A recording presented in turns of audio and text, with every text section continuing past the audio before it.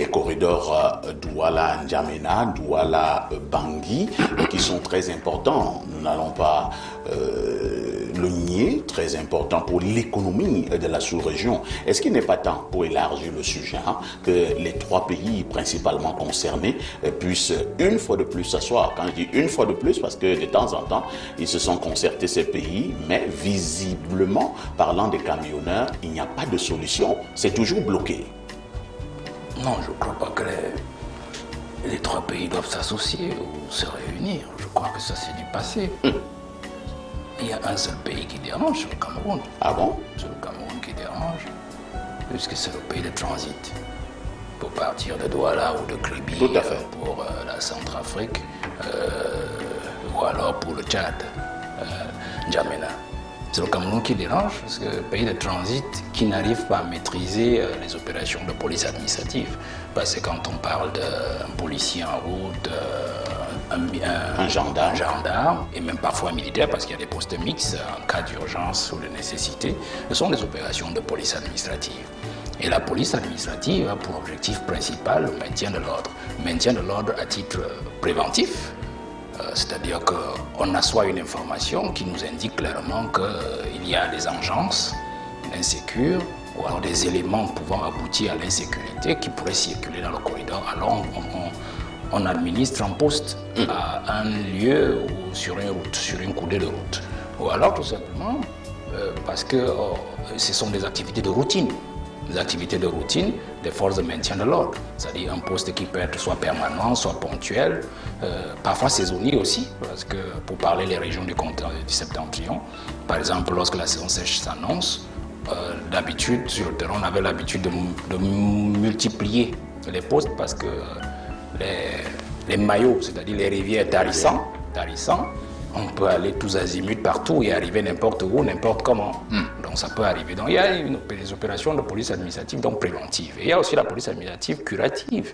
C'est-à-dire qu'on sait qu'il y a quelque chose et alors on poste des éléments, on piège l'affaire et on l'attrape. Alors le tout ici n'est pas l'opération de police administrative elle-même. Le tout c'est l'attitude du policier.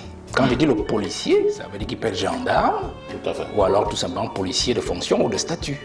C'est-à-dire celui qui est censé en fait prévenir le désordre, prévenir l'insécurité, ou alors la curer. Alors, allons-y, si vous parlez du corridor, je crois que Douala, N'Djamena, on est autour de 1450 km. Quand vous faites 1450 km, ils ont plus de 100, parce que tu le disais tout à l'heure, c'est plus de 120 postes. Plus de 120 postes. Alors, c'est une opération, c'est une activité qui m'est arrivé quand même de connaître un peu sur le terrain. Et là, je vais vous parler d'une anecdote. Alors, nous sommes en plein Boko Haram, je crois que je suis préfet adjoint à Maroua. Et il s'avère que le ministre des Transports et le ministre des Travaux décident de signer une circulaire pour la protection du patrimoine routier. On s'était rendu compte que les camions en surcharge régulière et tout, voilà, alors il faut absolument mutuer contrôle. Alors on écrit au préfet, et moi j'assure l'intérim, et j'appelle le commandant de compagnie, je lui dis bon voilà ce qu'on va faire, j'appelle le délégué des transports et des travaux publics, je dis bon voilà, opération spéciale. Alors moi j'avais le signalement par exemple qu'il y avait des camions qui venaient des Mac américains, si vous connaissez les camions Mac américains, extrêmement surchargés, qui venaient du Nigeria et d'autres du Tchad, qui confluaient vers Maroua, pour aller sur Garoua et repartir vers le Nigeria. C'était une affaire très curieuse.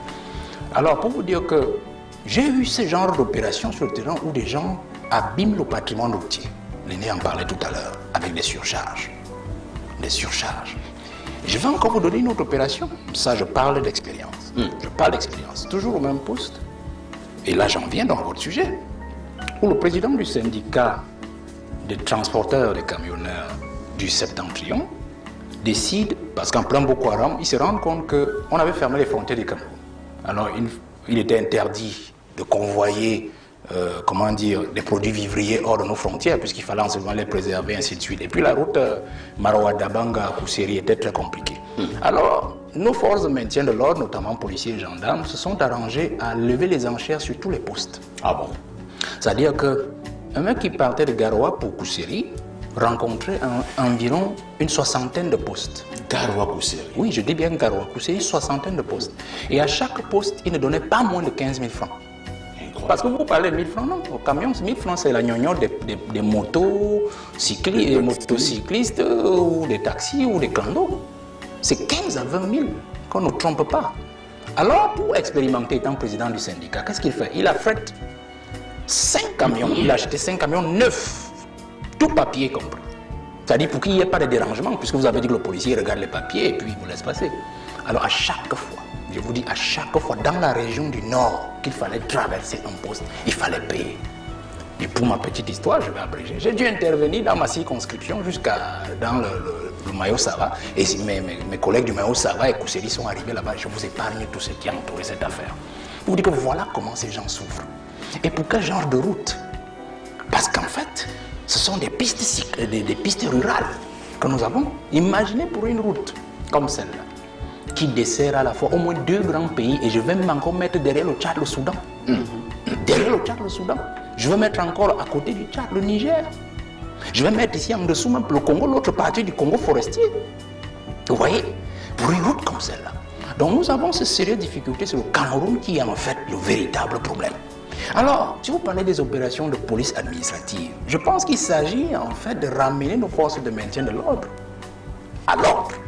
Parce qu'en fait... On doit amener les forces de maintien de l'ordre à l'ordre. À l'ordre, parce qu'en fait, il s'agit d'un désordre orchestré par ces forces-là. On va chuter. Mais généralement, on dit la troupe, le poisson pourrit par la tête. Si la troupe est désordonnée, c'est que le chef lui-même il est désordonné, il ne comprend pas grand-chose. Là, nous parlons de la gendarmerie.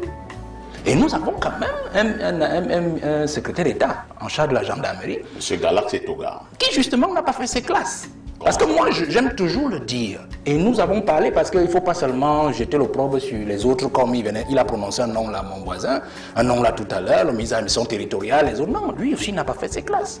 Il faut faire... Non, je dis bien qu'il n'a pas fait ses classes. Non, les classes sont connues. C'est-à-dire que vous avez commencé au bas de l'échelle, vous avez vu des réalités, vous avez évolué. Mais vous ne pouvez pas avoir été parachuté comme ça et qui plus est un ministère aussi important que celui-là. Parce que ce n'est pas le ministère des Affaires sociales, je n'ai rien contre le ministère, je ne dis pas qu'il est négligeable, ou le ministère de la Femme et de la Famille, qui pour moi d'ailleurs sont inutiles, ou le ministère de la Jeunesse. C'est excessif ça. Mais je dis que quand vous arrivez à un ministère comme cela, de femmes non, et des jeunes. La preuve c'est que, je vous le dis encore, nous avons un sujet tout à l'heure que nous allons aborder sur le décès d'un aîné. Tout à fait. Voilà encore, parce que je vais encore vous apporter la preuve que c'est un monsieur qui n'est pas à sa place. Parce que le véritable souci aujourd'hui, c'est que si vous maîtrisez le métier, pour maîtriser les forces de maintien de l'ordre, il faut avoir travaillé soit dans cet environnement-là, soit dans une autre administration qui vous a mis pratiquement à proximité et à connexité avec ce genre de règlement. Merci. Donc je voudrais dire que les opérations de police administrative doivent être des opérations qui doivent être confiées généralement aux autorités administratives sur le terrain. Mais vous allez donc vous rendre compte qu'il y a des postes parfois dont le sous-préfet n'est même pas au courant. Le préfet n'est pas au courant. C'est-à-dire le commandant de compagnie se lève et il dit bon voilà, je place un poste à tel niveau parce que beaucoup ont des cotisations. Vous savez ça? Ah oui, moi je vais vous dire sur le terrain. Non, monsieur Pafa, ici, vraiment, vous avez posé ce sujet. Être à jour de ces cotisations, vous avez posé ce sujet. Je veux vous dire comment ça se passe. Permettez-moi. Sur le terrain, je parle aussi d'expérience. Vous vous rendez compte que vous avez votre commandant de compagnie. Oui. Vous savez par exemple qu'il y a 3 postes permanents sur un corridor. Mais on va vous dire par exemple qu'en semaine, selon vos enquêtes, vous vous rendez compte qu'il y en a 6. C'est-à-dire qu'il a dédoublé. Pourquoi? Parce que l'élément, quand vous le saisissez, parce qu'on le faisait régulièrement, vous faites une question, vous faites venir un gendarme, vous dites qu'est-ce que vous faites là? Parce que vous faites le tour, vous-même le préfet, le sous-préfet, qu'est-ce que vous faites là? Non, c'est le chef qui nous a envoyé. Alors, quand vous menez vos enquêtes, par le spécial, qui est généralement policier, parce que pour avoir l'information d'un gendarme, il faut passer par le policier. Pour avoir l'information d'un policier, il faut passer par un gendarme, parce qu'ils n'aiment pas beaucoup. Mais généralement, l'information, c'est comme ça qu'on la tient. Alors, il va vous rendre compte que le policier va vous dire, le chef nous a donné comment dire, ils ont un montant. Un quota, merci beaucoup. Un quota. On vous dit que par policier ou par gendarme, voilà, il faut tant. Si vous ne l'avez pas, au bout d'un ou 2 jours, il ne vous envoie plus sur le terrain. Voilà, donc, ça, là, vous êtes sérieux là. Vous allez donc vous rendre compte que le monsieur sera donc sur le terrain et va faire ce qu'il a fait. C'est-à-dire que gifler un honnête citoyen. Pour que l'argent sorte. Bien sûr, pour que l'argent sorte. Parce que pour lui, un camion vu, c'est une espèce sonnante et trébuchante qui tombe dans ses poches. Vous comprenez? Donc il ne veut pas savoir si vous avez des papiers ou pas. Tout ce qu'il attend, c'est que vous-même vous fassiez le geste qui compte. La preuve, c'est pour nous poser les questions. Je pense que c'est souvent aussi viral. Comment expliquez-vous qu'un individu arrive à un poste, il a tous ses papiers, mais il prend quand même un billet de 1000 francs ou de 2000, il glisse dans le dossier et il donne systématiquement. Vous ne posez pas de questions parce que c'est cela. Et M. Tutel vous a dit tout à l'heure, vous bafouez. Le gars vous dit, je ne veux rien entendre. Soit vous donnez, soit vous ne passez pas. Vous comprenez? Et parfois, il vous exige le type de billet à lui donner. Donc voilà les véritables réalités, monsieur Aïssi. Pour dire en fait que, dédouanons-le aussi, parce qu'il faut être juste en tout temps, il souffre aussi comme tout le monde. C'est-à-dire le policier, comme le gendarme, il vit dans